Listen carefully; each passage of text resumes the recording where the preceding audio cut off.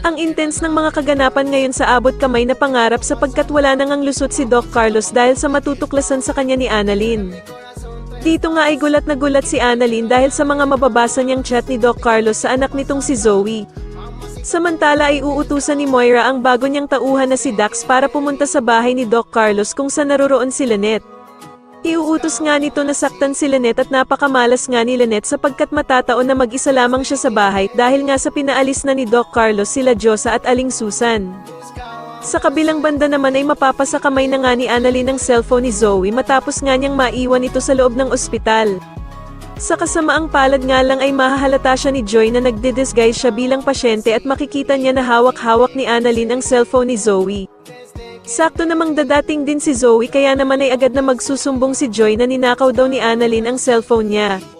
Pero nang kukunin na ni Zoe ang cellphone niya kay Annalyn ay agad itong tatakbo upang hindi ito makuha sa kanya. Plano pa nga sanang tumulong ni Joy kay Zoe na habulin si Annalyn ngunit pipigilan siya ng mga kaibigan ni Annalyn. Magtatagumpay naman si Annalyn dahil sa makakapagtago ito kaya naman ay hindi na siya maabutan ni Zoe. Samantala habang nagtatago naman si Annalyn ay biglang tatawag ang bruhang si Moira sa cellphone ni Zoe. Agad namang magsasalita si Moira dahil akala niya nga na si Zoe talaga ang may hawak ng cellphone niya.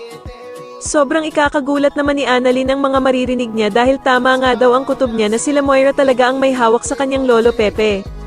Sa tingin niyo dito na nga kaya malaman ni Annalyn na si Doc Carlos talaga ang tunay na ama ni Zoe, mas lalo na nga talagang nagiging exciting ang mga susunod na kaganapan kaya naman ay mas lalo pa nating abangan ang mas lalong gumigandang abot kamay na pangarap. Maraming salamat po sa inyong panonood at sana po ay masubscribe niyo ako. Maraming salamat po.